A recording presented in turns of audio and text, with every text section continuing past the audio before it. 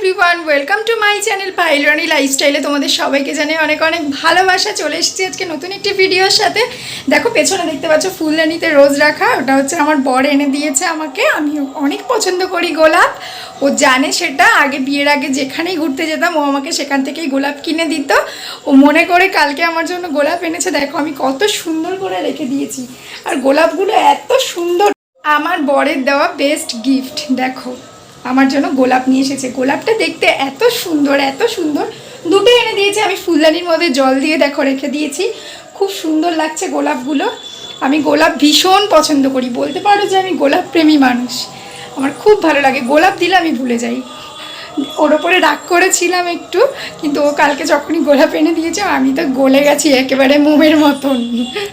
তো আজকে নতুন একটা ভিডিওর সাথে চলে এসেছি। দেখো এইমাত্র রিলস বানাচ্ছিলাম ছাদে, এইমাত্র আসলাম। এসে ভাবলাম একটুখানি ভিডিওটা শুরু করা যাক।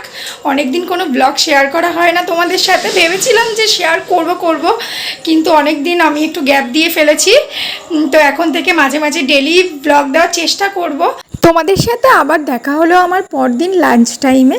দেখো এখন আমরা খেতে বসে পড়েছি দুপুরবেলাতে। তো আজকের মেনুতে ছিল হচ্ছে ইলিশ মাছ, যেটা আমার খুব প্রিয়। দেখো এখানে ইলিশ মাছ ভাজা, একটা লঙ্কা ভাজা নিয়ে আমি খেতে বসে পড়েছি। আর মামুনি করেছিল আজকে সর্ষে ইলিশ আর কাঁকড়া। তো কাঁকড়া আমি খাইনি। এখানে সর্ষে ইলিশ আর ইলিশ মাছ ভাজা হলে তো আমার আর কিচ্ছু লাগে না, একটা লঙ্কা। আর এখানে দেখো আমার বাবুও খাচ্ছে, আর ওদিকে মামুনিও খেতে বসে পড়েছে, আমরা খাচ্ছিলাম। দেখো এটাই ছিল আজকের লাঞ্চের মেনু আমাদের। কাঁকড়া ছিল, ইলিশ মাছ ভাজা ছিল, আর সর্ষে ইলিশ ছিল। আর আজকে ইলিশ মাছটাতে এত টেস্ট ছিল তোমাদেরকে আমি কি বলবো, খুব টেস্ট ছিল। সত্যি কথা বলতে ইলিশ মাছ হলে কিন্তু আমি মাংসও খাবো না, সেটা চিকেন বলো মাটন বলো। আমি তো মাটন ভালো খাই না। দেখো সন্ধ্যার পরে আমরা দুজনে একটু বেরিয়েছিলাম, গেছিলাম হলো সোনার দোকানে। দেখতেই পাচ্ছ একটু দরকার ছিল আমাদের দুজনের সোনার দোকানে। আসলে ওর আংটিটা একটু টাইট হচ্ছিল, একটা আংটি, ওই কারণে ওটা ঠিক করাতেই গেছিলাম আমরা দুজন। আজকে আমার বর আমাকে এনে দিয়েছে রিং লাইট। দেখো এখন সেই আনন্দে আমি, কটা বাজে এখন, প্রায় 10:30 বাজতে গেল। তাড়াতাড়ি করে রেডি হয়ে নিয়েছি, এখন ভিডিও করতে হবে ওই কারণে। তো দেখতে থাকো ব্লগটা। না জানি যদি বর কোনো গিফট করে অনেক ভালো লাগে, কিন্তু আর সত্যি কথা বলতে আমার রিং লাইটটা অনেক বেশি দরকারও ছিল। দেখো আমার বর আজকে আমাকে এই রিং লাইটটা কিনে দিয়েছে, আমাকে গিফট করেছে। আমি অনেক খুশি হয়েছি। থ্যাংক ইউ সো মাচ আমার সোনা বর, আমি তোমাকে অনেক ভালোবাসি। আর এভাবেই আমার ইচ্ছাগুলো পূরণ করার জন্য অনেক অনেক থ্যাংক ইউ। হ্যাঁ বন্ধুরা, তোমরা ঠিকই দেখছো। এখন তোমরা যাকে দেখতে পাচ্ছ সে হলো আমার মা। আমার মা হলো আমাদের বাড়িতে এসেছিল সেদিন। মা শুধু না, তিতলি এসেছিল, সৈকত এসেছিল, আমার দিদি এসেছিল, জামাইবাবু এসেছিল, দুটো মনা এসেছিল, মানে দিদির 2 ছেলে এসেছিল। সবাই আমাদের বাড়িতে এসেছিল সেদিন। দেখো মা এখানে রান্না করবে বলে সব কিছু রেডি করছে। সেদিন মামনিকে রান্নাবান্না থেকে আমরা ছুটি দিয়েছি। মামনিকে বলেছি তোমার কিচ্ছু করতে হবে না, তুমি, মামনি শরীরটাও খারাপ ছিল, ওই কারণে বলেছি তুমি শুধু গল্প করো সবার সাথে, কিচ্ছু করার দরকার নেই তোমার। আর এখানে দেখো সন্ধ্যা হয়ে গেছে, এখানে চা করেছে মা, আমাদের সবাইকে চা দিয়েছে। আমরা সবাই চা খেতে বসে পড়েছি একসাথে, সবাই গল্প করছি। দেখো দেখো তিতলি বলু আর আমার দিদি যেই ক্যামেরাটা অন দেখেছে অমনি হাসি তো আর মুখে ধরে না, আর একটুখানি ঢং দেখিয়ে দিল। দেখো দেখো তোমরা, এখানে আমরা গল্প টল্প করলাম। তারপরে দেখো চলে এসেছি, এখন দেখা করলাম রাতে। রাতে আমাদের মেনু ছিল চিকেন বিরিয়ানি। তাই দেখো আমি চিকেনটাকে ম্যারিনেট করছিলাম। Chicken marinate complete. এখন দেখো আমার বিরিয়ানিও রেডি হয়ে গেছে। আর বিরিয়ানিটা আমি একা বানাইনি, দিদি আর আমি দুজনে মিলে বানিয়েছি। খেতে কিন্তু অনেক সুন্দর হয়েছিল। দেখো এখন দিদি আর আমি সবাইকে খেতে দিচ্ছিলাম, সবাই পরপর লাইন দিয়ে বসে পড়েছে। দেখো প্রথম আছে মামুনি, তারপরে আছে তিতলি বুনু, তারপর দিদি এই যে খেতে দিচ্ছে, সৈকত, সুমনদা, মা, মাসি, এদিকে বাবু বসেছে, আর এই যে আমাকে দেখা যাচ্ছে। সবাই আমরা খেতে বসে পড়েছিলাম। তোমরা এখন বলতে পারো সবাই একসাথে আমরা, কিন্তু আমার বর তো নেই। আসলে ও গেছিলো তারাপীঠে পুজো দিতে, আমাদের এখানের একটা দাদা আর ওর দুটো বন্ধু মিলে সবাই মিলে গেছিলো পুজো দিতে। আর এখন দেখো ও পরদিন সকালে ফিরেছে। এখন আমরা চলে গেছিলাম বিডিও অফিসে। আসলে রূপশ্রীর জন্য আমাকে ভিডিও থেকে ফোন করেছিল, তাই গেছিলাম। এখন চলে এসেছি হচ্ছে আমার মামা বাড়িতে। তোমরা ভাবছো কী হলো, কোথা থেকে মামা বাড়িতে চলে আসলাম? আসলে সেদিন ছিল হলো আমার মেজো মামার জন্মদিন। তো মেজো মামাকে না জানিয়ে আমরা সবাই সারপ্রাইজ দিতে চলে গেছিলাম কেক ঠেক নিয়ে। দেখো এখানে বসে রয়েছি আমি, ছোটো মামা, ও। আর ও তো যেতে যেতে আসলে এত বৃষ্টি ছিল সেদিন, যেতে যেতে পুরো ভিজে গেছিলো। যে ছোটো মামা ড্রেস দিল সেগুলো ছোটো মামা জামা টামা পরে বসেছিল। আর এখানে দেখো আমরা সবাই তোড়ঝোড় করে বেলুন ফোলাতে লেগে গেছি, সাথে আমার মেজো মামাও চলে এসেছে। মেজো মামাও ফোলাচ্ছে, মা ফোলাচ্ছে, দিদি, সুমনদা, আমি, তারপরে আমাদের ও ছোটো মামা সবাই মিলে বেলুন ফোলাচ্ছিলাম। এটা কিন্তু একটা আলাদাই মজা, আলাদাই খুশি। দেখো এইদিকে তাকা, সবাই তাকাও। আছে কিছু জিনিস পাওয়ার আগে একটু হ্যাপা হয়। সমস্ত ক্ষেত্রে হবে। সবাই এখন বেলুন ফোলাচ্ছে। এই দেখো রাজবীর উধাও, রাজবীর বেলুন ফোলাবে না বলে ওই ঘরে যে চুপ করে বসে রয়েছে। তুমি দুটো মেজো মামা স্মাইল। ও মেজো মামাকে হেভি লাগছে, বলে সবাই বলে। ওদের মেয়ে কি বানাচ্ছিল?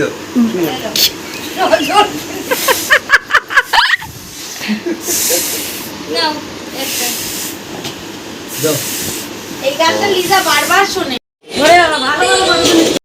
হ্যাঁ কেক কাটতে হবে এবার, একেবারে কেক কাটা হবে। এই হ্যাঁ তুলেছি। এখন দেখো মামার কেক কাটা হবে, এই কারণে সবাইকে বাইরে যে ছিল সবাইকে ডাকছিলাম ভেতরে আসার জন্য, যে এক্ষুনি কেক। এই কেকটা আমরা এনেছিলাম সবাই মিলে, মামাকে সারপ্রাইজ দিয়েছিলাম এনে। মামার দোকান বন্ধ করে চলে এসেছে। তো দেখো এখন কেক কাটিং হবে, সবাই আছি আমরা এখানে। শুধু মাসির একটু দরকার ছিল বলে মাসি ছিল না, আর সবাই ছিলাম। দেখো এখানে ভাই এই যে রাজবীর ওটা জ্বালিয়ে দিল। এখন দেখো কেক কাটা হবে, মামা নিজেই হাততালি দিচ্ছে নিজের বার্থডে। অনেক খুশি হয়েছিল মামা। দেখো ওই যে ছোটো মামার কি হাসি, আর ওই পাশে আমার দাদু বসে, এই পাশে দিদা। দেখো ফার্স্ট কেকটাই সৈকতকে খাইয়ে দিল, কারণ ও কেকের দিকে অনেকক্ষণ ধরে তাকিয়েও ছিল। ছোটো মানুষ হলে যেটা হয়, আমরাও ছোটোবেলায় এরকমটাই করতাম। আর দেখো এই পাশে আমার বর তো ক্যামেরার দিকে তাকাই না। এই পাশে রাজবীর বসা, এই পাশে মেঘনা, এটা আমার আরেকটা মামার মেয়ে।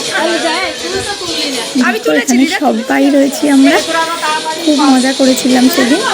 দেখো কার্তিক ভাই আমাদের হাফ প্যান্ট পরা।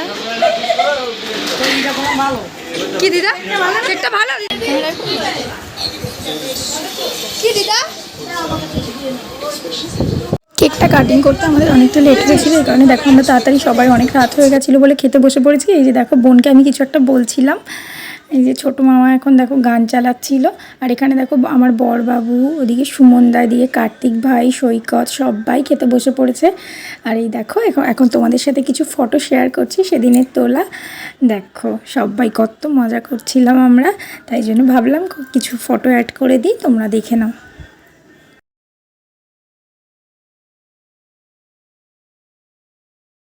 কালকে আমাদের বাড়ি ফিরতে ফিরতে অনেকটা রাত হয়ে গেছিলো, এই কারণে ভিডিওটা আর কন্টিনিউ করতে পারিনি। তাই তোমাদের সাথে দেখা করলাম পরদিন সকালে। স্টুডিওতে গেছিলাম একটু, আমাদের দুজনের জয়েন্ট একটা ফটো লাগতো, এই কারণে একটু দরকার ছিল। তাড়াতাড়ি বাড়ি ফিরবো, রান্না করতে হবে। আমাদের দুপুরের লাঞ্চ টাইমে দেখো মেনুতে কি কি ছিল। বেগুনের একটা নিরামিষ ছিল, নতুন রেসিপি আমি ট্রাই করেছিলাম। পুরো রান্নাটাই আমি করেছিলাম বাড়িতে এসে চটপট করে। আর এখানে ছিল সর্ষে পমফ্রেট। পমফ্রেট মাছ আমাদের এই বাড়িতে কেউ তেমন একটা বেশি খায় না, আমি খুব ভালো খাই বলে ও এনেছিল। দেখো এখানে সবাইকে খেতে দিচ্ছিলাম আমি রেডি হয়ে পুরো বসে পড়েছি সবাইকে খেতে খেতে দেওয়ার জন্য, চান দান করে। এটা হলো নেক্সট দিন, সোমবার ছিল, শ্রাবণ মাসের, সবাই জানো শ্রাবণ মাসে সবুজ চুড়ি পরতে হয়। দেখো আমি সবুজ চুড়িও পরে নিয়েছিলাম, দু হাতে অল্প পরেছিলাম কিন্তু পরেছিলাম। আর এখন দেখো আমি উপোস করে সুন্দর করে লাল পাড় সাদা শাড়ি পরে আমাদের ভোলেনাথকে দেখো দুধ গঙ্গা জল দিয়ে চান করাবো। এখন আমি সব কিছু রেডি করে নিয়েছি, মানে সাদা লাল শাড়ি বা শুধু লাল শাড়ি পরে ভগবানের উপোস করে পুজো করলে নাকি মনের ইচ্ছাটা পূরণ হয়। মানে তুমি যে ইচ্ছা নিয়ে ভগবানকে উপোস করে পুজো দিচ্ছ সেই ইচ্ছাটা নাকি পূরণ হয়। এই কথাটা আমার মায়ের থেকে শোনা, এই কারণে দেখো আমিও লাল পাড় সাদা শাড়ি পরে পুজো দিতে বসে পড়েছি।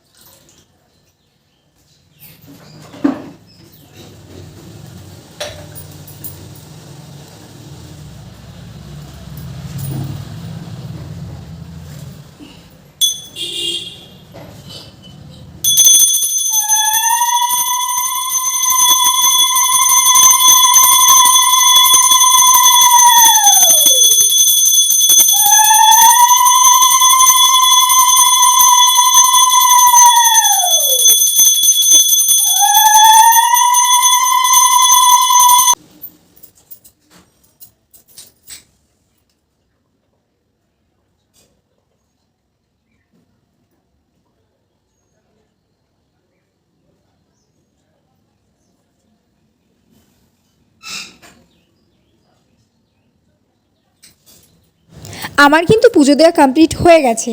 আজকের মতো ভিডিওটা এই পর্যন্ত। ততক্ষণের জন্য সবাই ভালো থেকো, সুস্থ থেকো, নিজেদের খেয়াল রেখো আর চোখ রাখো আমার নেক্সট ভিডিওতে। ভিডিওটা ভালো লাগলে কি করতে হবে, like, comment, share and subscribe করতে একদম ভুলবে না। টাটা।